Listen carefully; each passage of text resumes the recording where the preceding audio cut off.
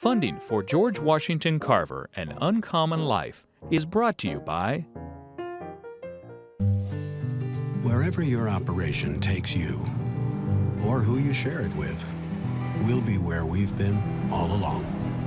With you from the word go. the Wallace Genetic Foundation, the Alliant Energy Foundation, and by the Des Moines Community Playhouse.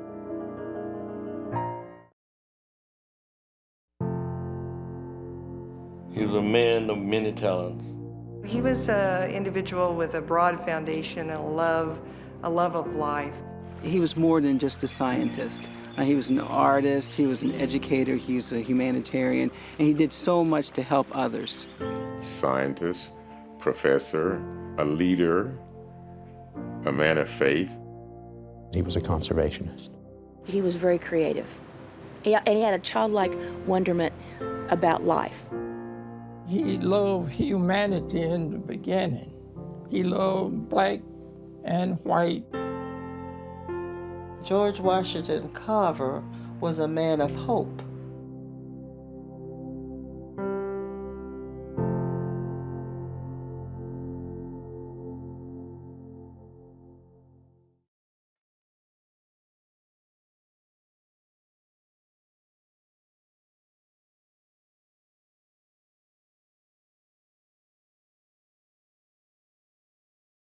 Who was George Washington Carver? George Washington Carver's rise from slavery to scientific accomplishment has inspired people worldwide. Even today, children study the story of Carver, and lists of prominent African Americans always contain his name. Yet time has dulled the luster of his reputation, reducing him to the man who did something with peanuts. George Washington Carver was a complex man who had many gifts. In 1941, Time magazine dubbed him the Black Leonardo. George Washington Carver was an artist. He was a scientist. He was a geologist. He was a poet. He was a Bible scholar. That's a Renaissance man.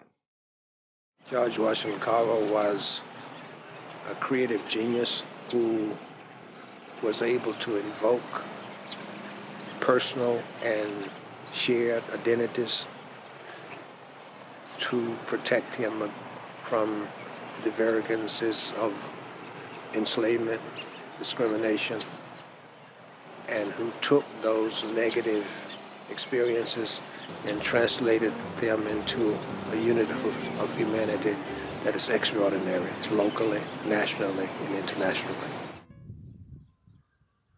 Following Carver's death in 1943, the nation rushed to memorialize him.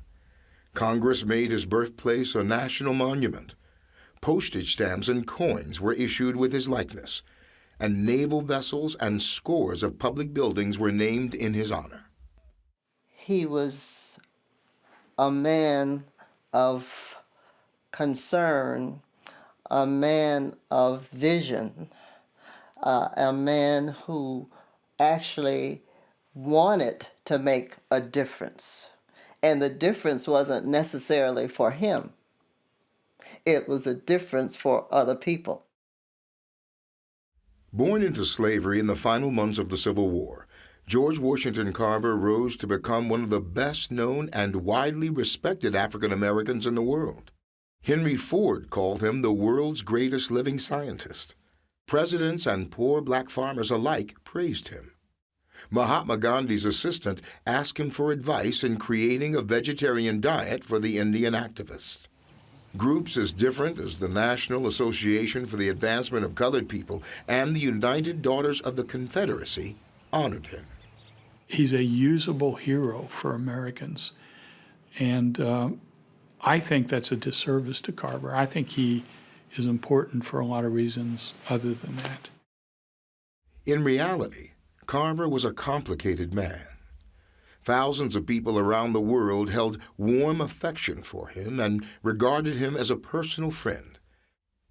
Yet Carver never married, lived alone in a dormitory room most of his adult life, seldom socialized, and worked by himself in his laboratory. He was known for his humility and simplicity, wearing a tattered suit adorned by a single flower in his lapel. He devoted his life to helping African American farmers suffering the oppression of racism, poverty, and ignorance. He used to quote this little poem called "It's Service That Measures Success." And that the gist of it was, it isn't the price of the clothes that you're wearing or the number of servants who come at your call. It's service that measures success. He stated things simply and beautifully, and that's one thing that I think makes him so relevant, is that he's accessible. George Washington Carver's long journey to worldwide fame began in obscure circumstances. He was born around 1864 on an isolated Missouri farm owned by Moses Carver. Both of his parents were slaves. His father was crushed under the wheels of a lumber cart around the time of George's birth. Before George was a year old, he and his mother Mary were abducted by lawless raiders and taken to Arkansas, where they could be resold. Moses Carver dispatched a Union Army scout to find and return them. The man somehow found George desperately ill with whooping cough, but Mary was never seen again. Moses and Susan Carver took George and his older half-brother Jim into their home and raised them as their own. Orphaned, sickly, and newly freed from slavery, George's prospects were dim. From an early age, however, he was drawn to nature, seen as special. He was unusually talented at almost everything he tried to do, and he had a raging curiosity to learn everything he could. He spoke about the time that he would have out in nature and just enjoying the solace, the tranquility, and speaking to the Creator is what he did. And then he took that throughout his lifetime. Throughout his life, he then had this love of nature, which then went into the plant life and went into how he could take plants and break them down chemically and create other products, all for the benefit of helping people. He had what could be called visions. He said, as a very small boy exploring the almost virgin woods of the old Carver place, I had the impression that someone had just been there ahead of me. Things were so orderly, so clean, so harmoniously beautiful. A few years later in this same woods, I was to understand the meaning of this boyish impression because I was practically overwhelmed with a sense of some great presence. Not only had someone been there, someone was there. I knew even then that it was the great spirit of the universe. Never since have I been without this consciousness of God speaking to me through plants, rocks, and every other aspect of his creation. Being here, being in the wooded area when he had free time, where he would learn about how flowers would grow, how trees would grow, and was very curious, and would explore and would ask a lot of questions, from what I understand. And he became known as the plant doctor when he was in the woods here. And I really do believe it influenced him quite a bit. Because George was often sick and frail, his brother Jim helped Moses on the farm. George helped Susan with household chores, where he learned to sew, cook, and do laundry and needlework. Moses' influence was seen in George's relentless work ethic, love of music, and his disdain for wastefulness. The paradox is that this young African-American kid grew up in a household dominated by two rather elderly white people, and for a time he had his brother Jim with him. But beyond his brother Jim, there's no evidence that Carver had much contact with other African Americans, and to me that's a very important reality of his life. So he's born in a state that is in great conflict. The conflict ends, but the animosities don't. And he's born into a state that is segregated when it came to education African Americans and whites went to separate schools. And that would have, I think, a tremendous effect on Carver. There are multiple instances in Carver's life in which he refers to himself variously as the orphan child of a despised race. And that's always been a very telling phrase for me. I think in that regard, Carver had a lot of tremendous insecurities. Why wouldn't he? The Carvers did their best to provide George with some education, but by the time he was around 12 years old, his curiosity could no longer be contained. There was a school for blacks in Neosho, a town 8 miles away. George set out alone and on foot to achieve an education. It represents powerful psychological resiliency. What motivates a young person, 10, 12 years old, to leave where he resides and walk 8 miles to a school? It is not only the site from which he originated his education, it's a site that actually represents the initiation of what I call his path to freedom. And that's the anchor, that's the beginning of the incredible story that is called Carver. When George arrived in Neosho, Andrew and Mariah Watkins, a childless black couple, agreed to take him in as long as he was willing to help with the chores. Even though George lived with the Watkins only a short period of time, Mariah seemed to have made a powerful impression on him. She was a midwife in the community and had a great knowledge of plants and their medicinal powers, which appealed to George and inspired his lifelong conviction illnesses could be cured through the proper use of plants and the products extracted from them.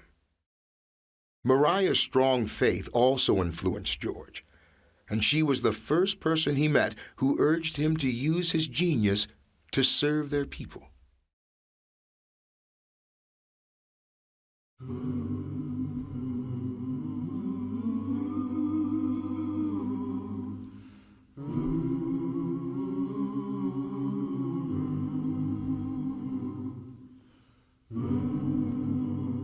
Is what I term deeply forged spirituality, which does not mean the same thing as religion.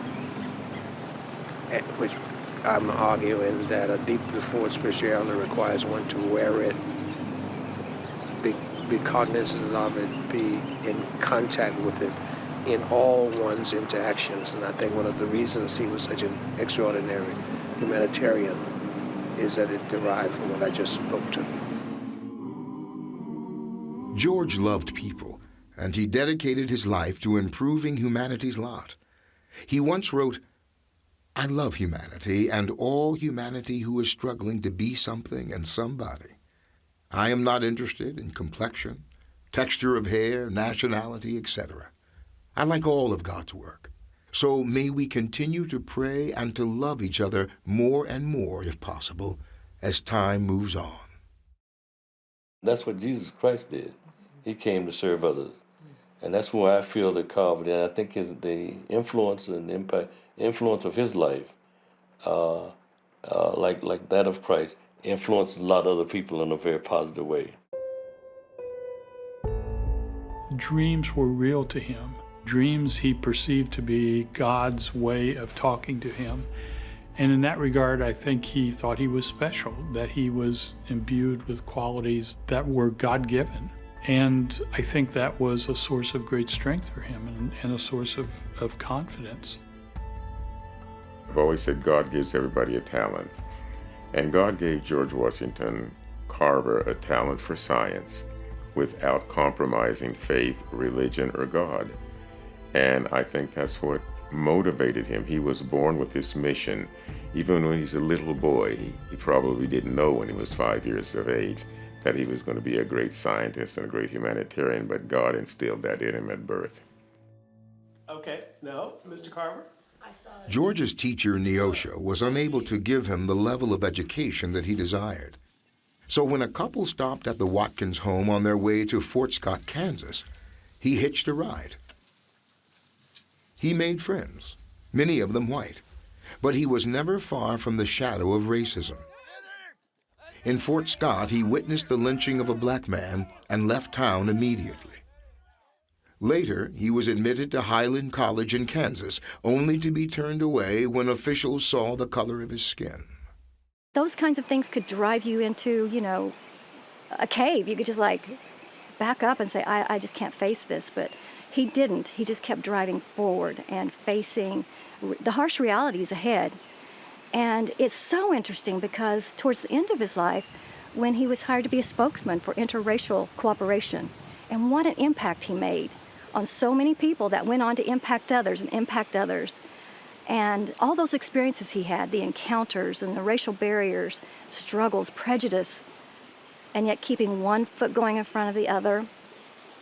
One thing that I can appreciate from Carver is that, as an African American, is that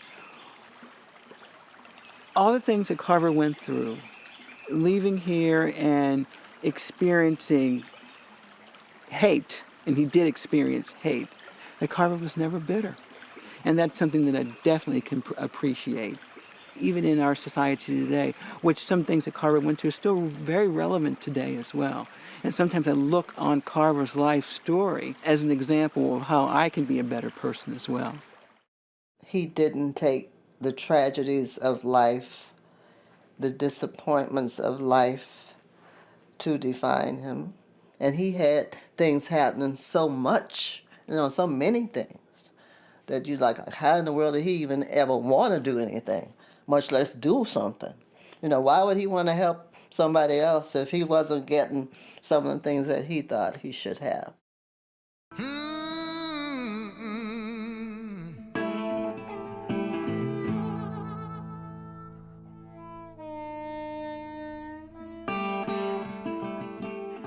Hearing that Iowa might have a college that would accept him, George went there in 1888, landing in the town of Winterset, where he found work in a hotel.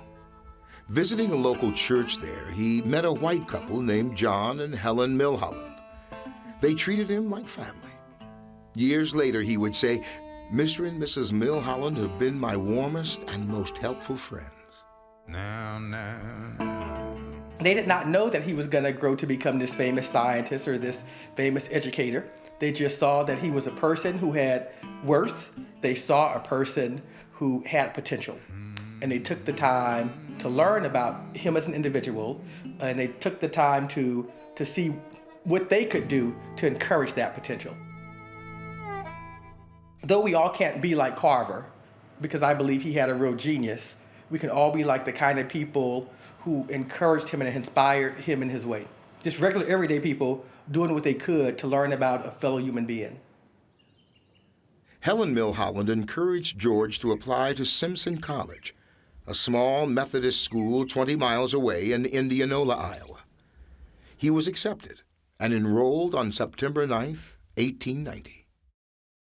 Carver came here and presented his credentials, and the president, President Holmes at that time, said, "Well, of course you're welcome here," and admitted him, and thus began his career at Simpson College.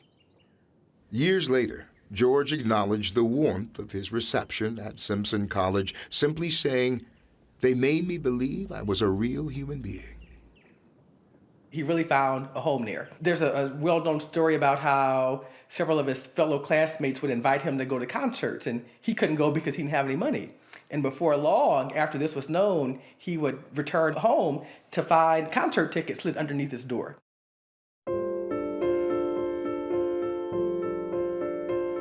It was not botany or chemistry that George yearned to study at Simpson. He wanted to be an artist, a painter, and capture the beauty of nature. So it was that he asked Etta Budd, the college's art teacher, for admission to her class, and she gave him the chance. It's kind of interesting in that she was new to Simpson College the same year that he came, and she was a first-year faculty member in art, and he had been drawing and wanted to pursue his art, and met with her, and she was reluctant actually to let him in her art studio because he didn't present a portfolio or any of the usual reviews that would give her an indication of his talent. Nonetheless, he persisted. He was an impressive fellow, and he flourished. And she encouraged him, and as he grew as an artist, she helped encourage him become better and more adept. But she was concerned that if he would actually be able to make a living doing that, and realized that he had a great interest in agriculture, agronomy, and botany. And because of that, encouraged him to go up to Iowa State and enter the agricultural program there, which of course he did. In 1891, George transferred to the Iowa Agricultural College and Model Farm, now Iowa State University in Ames, Iowa, where Etta Budd's father taught horticulture. He remained at Iowa State for 5 years as its first African-American student, earning a master's degree and becoming the first African-American faculty member. I think it was a powerful validation of his worth as seen by others. My view is that at that point, Carver was thereafter in charge of his own career and life. At first, life for George at his new school wasn't easy. He wasn't given a room near the other students. He wasn't allowed to eat with the other students. His professor, Pamela, gave him one of his laboratories to live in.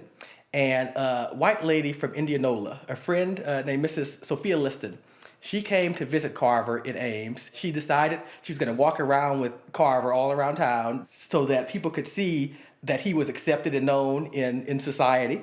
And she insisted that she would eat wherever he ate. And so whereas before he'd had to eat with the hired hands or the workers, the powers that be decided he could eat with the other students. I'm very proud of the fact that Carver decided to stick it out when he first got to Ames. And I'm also proud of the fact that the people who perhaps weren't as welcoming of him when he first got there, they were able to learn, they were able to grow, they were able to change.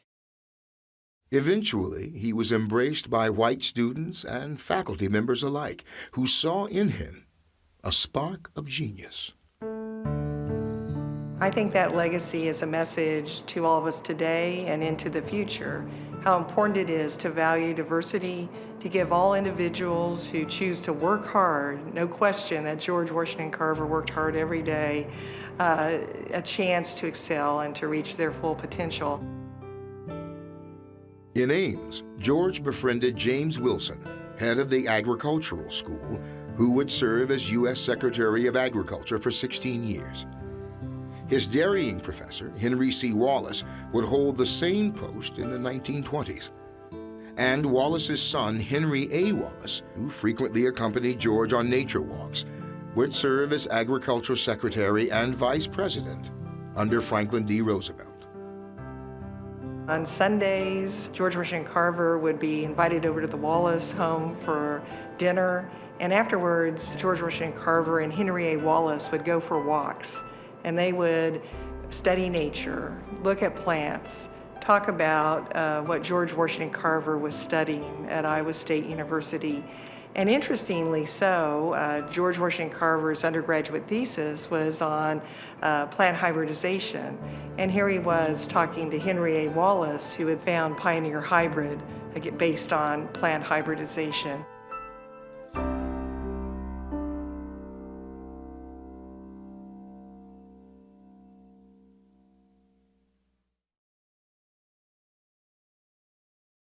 George planned to obtain a doctorate at Iowa State, and the school wanted very much to keep him on its faculty in what could have been a contented life of academic distinction. Then, in 1896, a letter arrived that would change everything. "I cannot offer you money, position, or fame," it said. "The first two you have.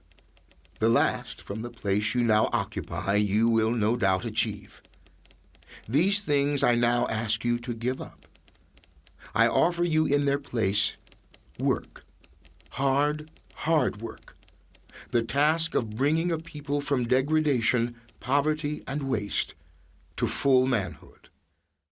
It was signed by Booker T. Washington, the principal of an industrial and teacher training institute for black students in Tuskegee, Alabama.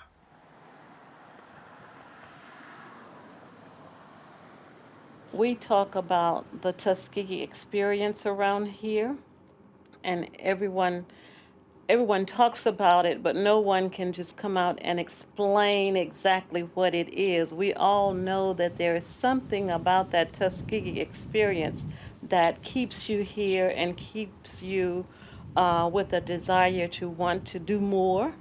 It may be the grounds of Booker T. Washington. It may be George Washington Carver, because those were two great men who walked the grounds of Tuskegee.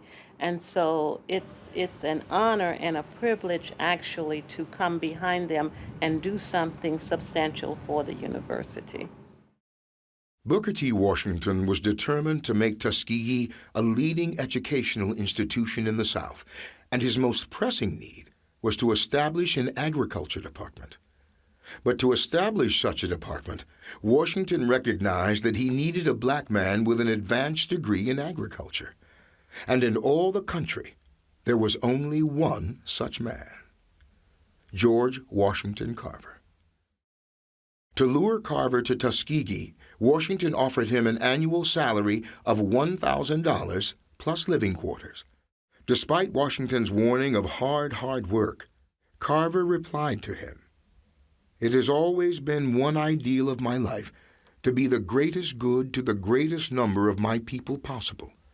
And to this end, I have been preparing myself for these many years, feeling as I do that this line of education is the key to unlock the golden door of freedom to our people." He would remain there until his death 47 years later.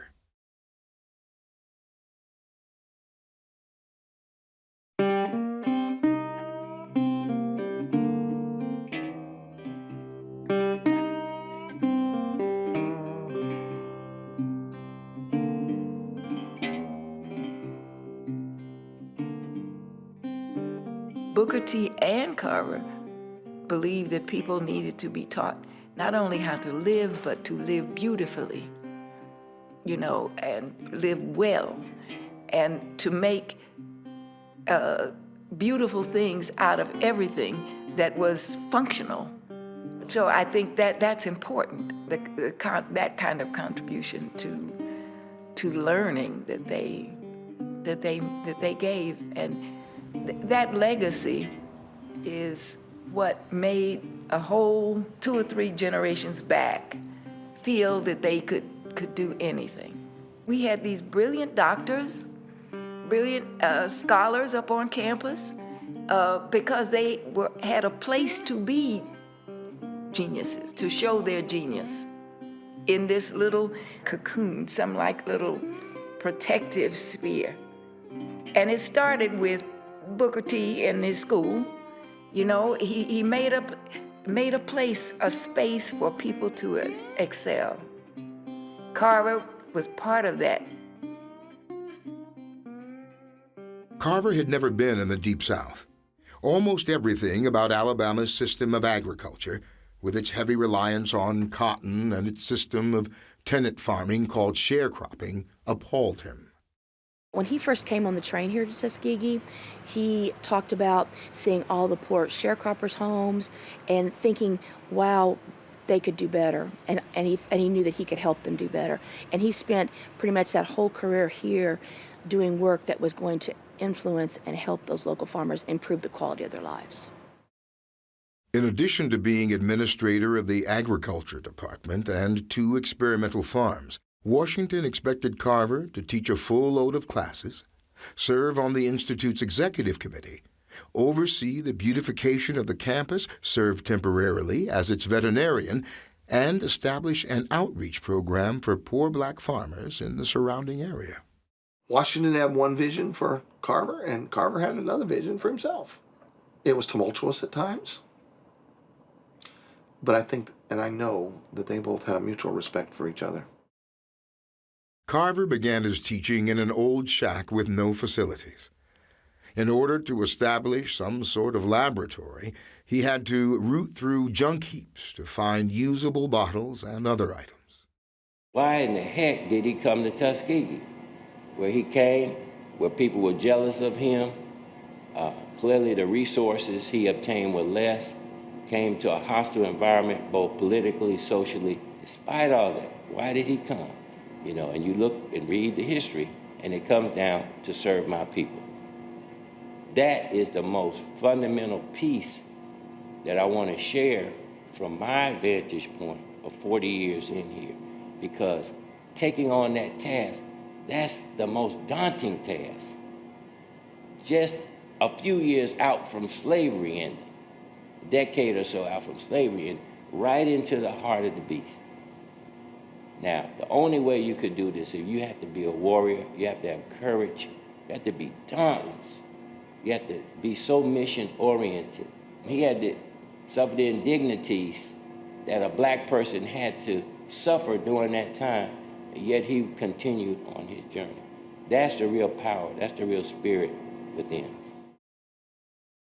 I think after a while you can get very frustrated and go do something else, but he didn't. And that's, I think, his own core of what he never wavered from what his own commitment was in the very beginning. When Carver arrived in the South, there were roughly 5 million black farmers there. Only about 1/5 of them owned any land.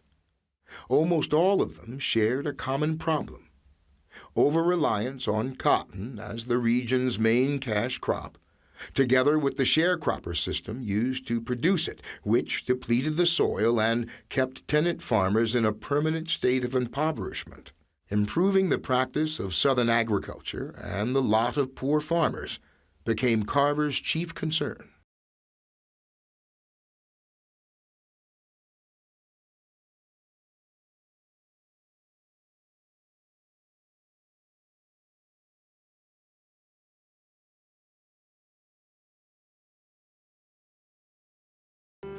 Carver quickly recognized whatever preconceptions he had about the South when he went down there, he quickly recognized the enormity of the challenges he faced.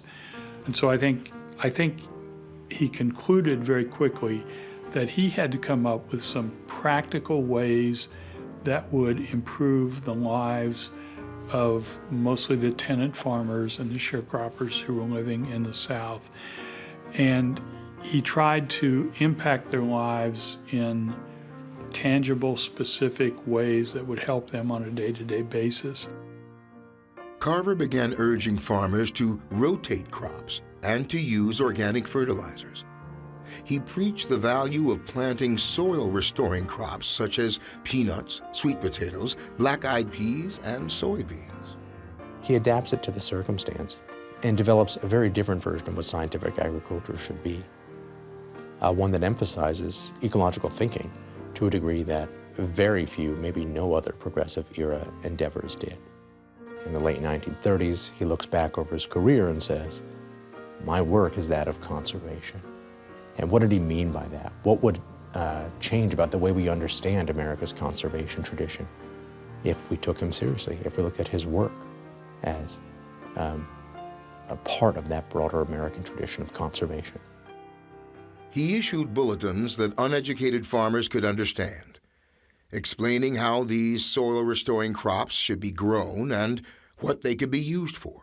He devised a traveling demonstration wagon called the Jessup Wagon and traveled dusty roads to teach small groups of farmers how to improve their lives.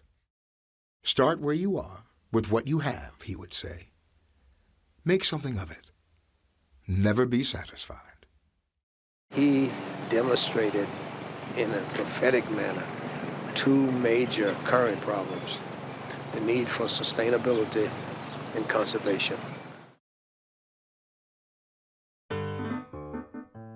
Everywhere Carver went, he had this innate ability to connect with people of all creeds, cultures, and colors. He had an effect on those he met as they had an effect on him. They learned from one another. The community of Tuskegee was no different. He wanted to know everything about me, my background, my mother, my father, my sisters and brothers. And from that time, we got to be very good friends. He liked fatback.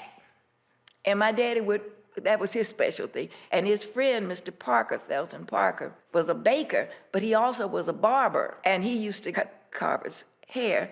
And so Mr. Parker and my dad were both proud of knowing Carver and being able to do a little something for him. They respected him. Oh, yes. My dad was so proud that he took Fat back to Carver. He had to have his dinner on 12 o'clock. If it was not there, he would not eat it. But one day, a mother came in pre-eclampsia. She was pregnant. Well, he didn't get his dinner at 12 noon that day. Got it at 1 o'clock. I told him while I was late, I said, a mother came in pre-eclampsia. She was in a coma. And Dr. Mitchell called us to the operating room, and that's why your dinner is late. Well, I would not be in the world if it had not been for a female, my mother. He ate his dinner. She always said that Dr. Carver was such a gentle person, so kind, so caring. And I said, well, Mommy, how do you figure that? He said, well, he would stop, he would talk, he would take time. Thousands of letters from the famous and unknown flooded Carver's modest office at the Tuskegee Institute. People would write him about problems with their farms and their crops and almost anything. He seemed to be able to answer any question in the universe. He wrote more than 25,000 letters in his life. Well, he would receive all these letters, 6 or 8 or 10, and he would read them at night, go to sleep, and he believed that the problems were worked out while he was asleep in his subconscious. And it seemed to work because his letters are full of insightful answers. When I visited Tuskegee University, I had the remarkable opportunity to stay in George Washington Carver's suite. And I realized, how long he was there, half a century. And I think of how many students he interacted with and influenced, and how many of those who were involved in the extension work all throughout the South as part of reaching out to all the black farming families. When you think about all those years, all those people, I don't know if that gets highlighted to the extent that it should.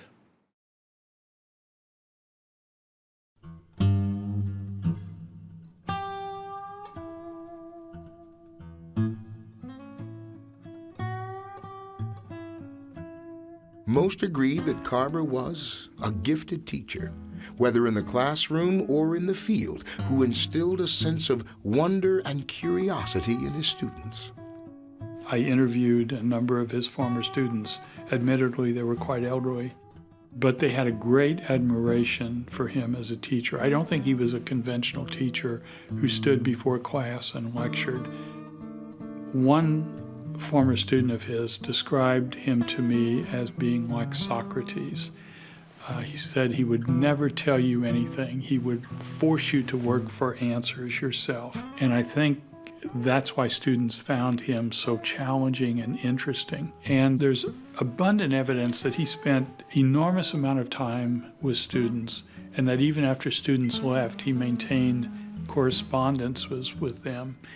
And a lot of these letters, and I've read many of them, are addressed to him as Dear Daddy, Dear Father, Dear Dad. And he would often sign these letters as your father. He never married and never had children. I think his students were his surrogate children in that regard. Just a simple individual, wasn't hard to talk to, just as kind and nice. You would think, he would, being a genius, you would think he would kind of be a little standoff, a little selfish, not kind and not polite. He just acted like a real human being. You must get an education, and you must do this, and you must do that. And he really affected my life. greatly. At administration and faculty politics, Carver was less adept. Booker T. Washington, perhaps the nation's most influential black man in the early years of the 20th century, was increasingly away from the campus. Carver found himself embroiled in bitter rivalries that eventually would cost him the chairmanship of the Agriculture Department. Carver expected total deference. He didn't expect anybody to question his decisions or his actions. And so as a consequence of that, I think they clashed. Carver quit Tuskegee several times. He sent in his resignation. Never was accepted.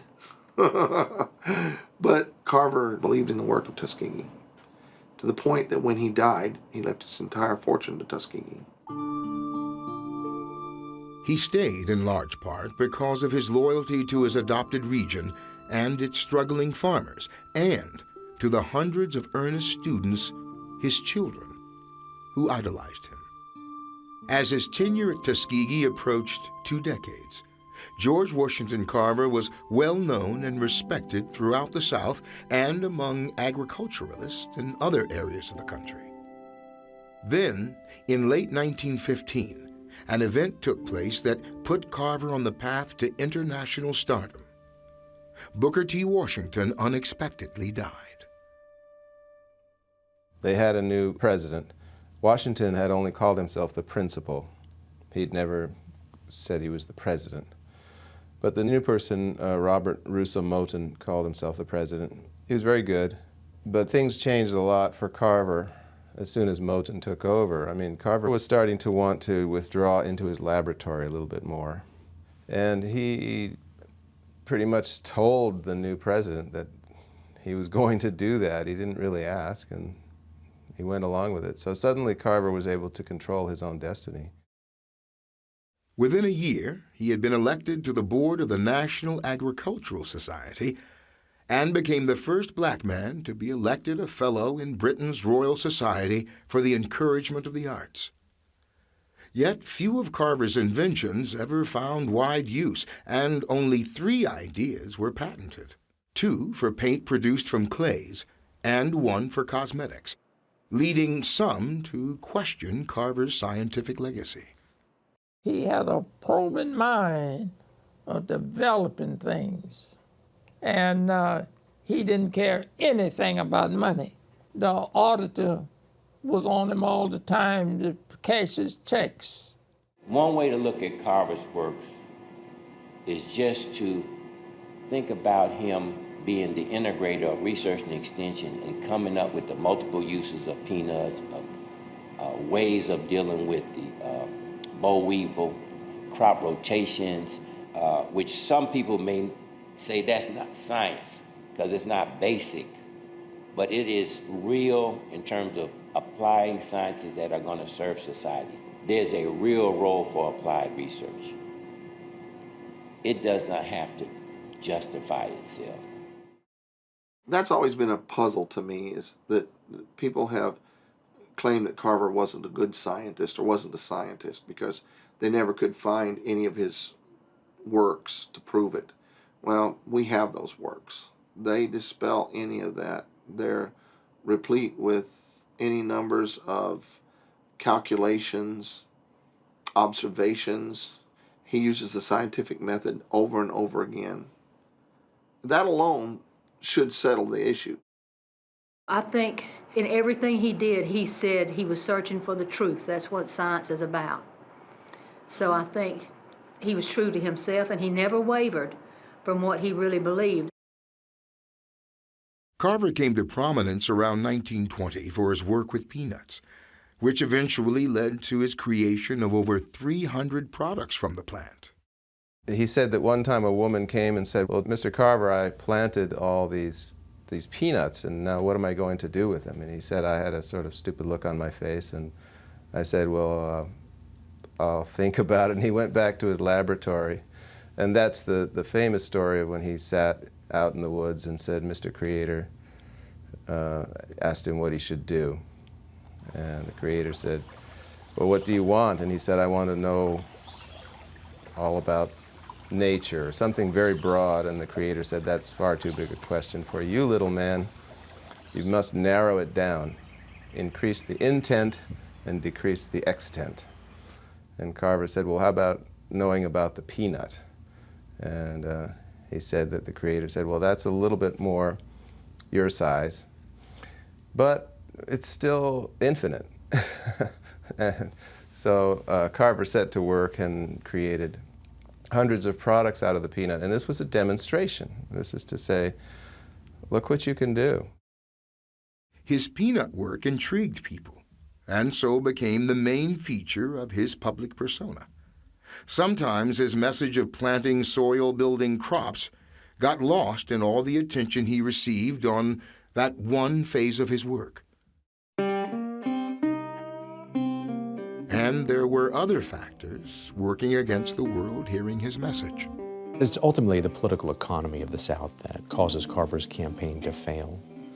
And this is because no matter how good his ideas were, and his ideas were very good, they were very ecologically sound, and they could make a difference. And I would argue that in some ways they did make a difference. So there are maybe 150 or so black farmers who own their own land in Macon County in 1896 when Carver shows up. There are more than 500 by World War I, which is basically when Carver's campaign, at least as a protracted effort, comes to a close.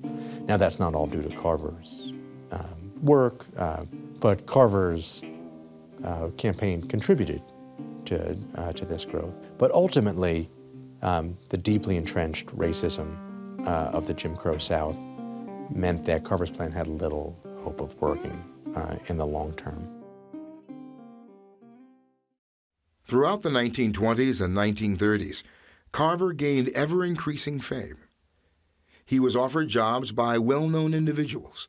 The inventor Thomas Edison offered him a $100,000 salary to come work in his lab in New Jersey, but he turned it down to stay among his people. He befriended leaders from around the world. In 1937, Carver met business mogul Henry Ford in Dearborn, Michigan, at a meeting of pioneers in the chemurgy movement, a branch of applied chemistry that was concerned with preparing industrial products from agricultural raw materials. Over the next few years, Ford and Carver visited each other back and forth and remained in close contact. Henry Ford picked Carver's brain at every opportunity he could get. Ford had a big plantation in Wayne, Georgia. He actually built a school on the property and called it the George Washington Carver School. Had Carver come over and dedicate it, and whenever they met, they would walk around, and Ford would just keep feeding Carver with questions, one after the other, to try to find out how to use certain crops. The last time Henry Ford visited him, he was in Dorothy Hall, and he was living on the second floor, and it was difficult in going up and down those stairs. Henry Ford called Montgomery to get an elevator company to come out, and he put an elevator in Dorothy Hall from the first floor to the second floor for Dr. Carver. Henry Ford thought a lot of Dr. Carver.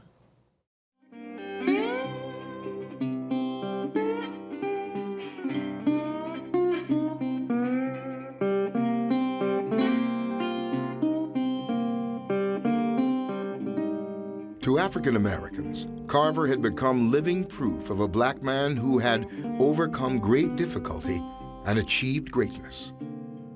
I have experienced a lot of discrimination that he experienced, and I admired him because of the obstacles with which he was confronted. And he did all this with grace, with determination, with courage, never bitterness. So he was a great model for me to try to exemplify. He was trying to bring this whole group of people up from nothing. To many Southern whites, Carver showed the brilliance and heart that wordlessly challenged the system of sharp segregation. To those working for racial harmony, he exemplified their ideal.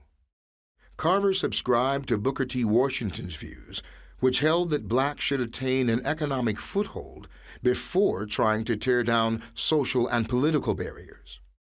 They had their critics. African-American scholar W.E.B. Du Bois, the first black person to earn a Ph.D. from Harvard University, condemned what he described as their unwillingness to challenge white racism. I think it is very complicated. Both men were born into slavery. Du Bois was not. And I think they simply tried to do the best they could with the understanding that they had at the time. Carver has been criticized for being an accommodationist. One historian, Lewis Harlan, in a book about Booker T, described Carver as, quote, out-bookering Booker. I think that's unfair to both men. I think that Carver struggled with this all of his life, and we're still struggling with it today. I think Carver's, if you want to call it such, revolutionary disposition was creativity, was discovery, not activism in the social political context.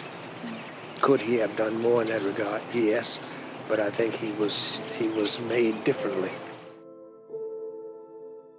In 1938, when Carver was 74, he was diagnosed with pernicious anemia and was hospitalized for almost a year. As soon as he could, he returned to experiments in his laboratory, preparing his legacy in the Carver Museum at Tuskegee and establishing the George Washington Carver Foundation to carry on his work with needy farmers. George Washington Carver died January 5, 1943, at around age 78, and is buried on the Tuskegee campus near Booker T. Washington. He could have added fortune to fame, his epitaph reads, but caring for neither, he found happiness and honor in being helpful to the world. I was in the desert in North Africa, and Edward R. Murray, the distinguished announcer, was broadcasting from London. He said, Dr. George Washington Carver, the distinguished scientist in America, died today. It was sad. It was very sad news to me. And so that was the last of Dr. Carver. 75 years after his death, the world still looks to Carver for inspiration. Students continue to report on his life, and thousands of people still visit the places that honor him. His is a legacy that defies time. In 1941, he opened all of his artwork to the public. He put on a big exhibition, and there had been nothing up to that time. All of his works from Simpson College and a few since then. And people were stunned at the fact that this great agricultural expert, chemist, botanist, et cetera, was also an artist. A good friend of his who was writing an article, she asked him that question, Bess Walcott. She said, how have you been able to do many things? And he said, would it surprise you if I told you I have only been doing one thing? And he said Tennyson, Alfred Lord Tennyson, the English poet, was working at the same job, and he picked up a little plant, tiny plant in his hand with the roots still on it and soil clinging to the roots. And he quoted Tennyson, flower in the crannied wall, I pluck you out of the crannies, I hold you here, root and all, in my hand. Little flower, but if I could understand what you are, root and all in all, I should know what God and man is. And this really was the core of Carver's thinking. He said Tennyson was seeking truth. That's what the artist is seeking, that's what the scientist is seeking, and that's what I've been doing all my life.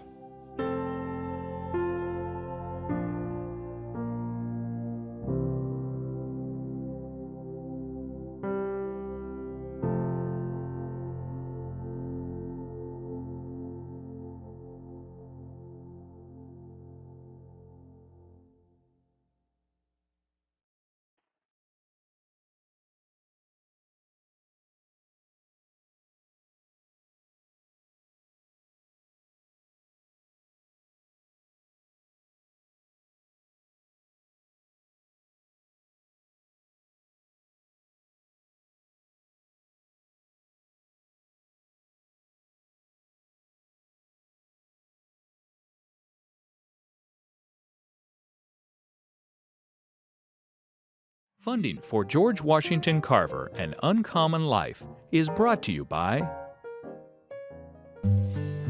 Wherever your operation takes you, or who you share it with, we'll be where we've been all along. With you from the word go. the Wallace Genetic Foundation, the Alliant Energy Foundation, and by the Des Moines Community Playhouse.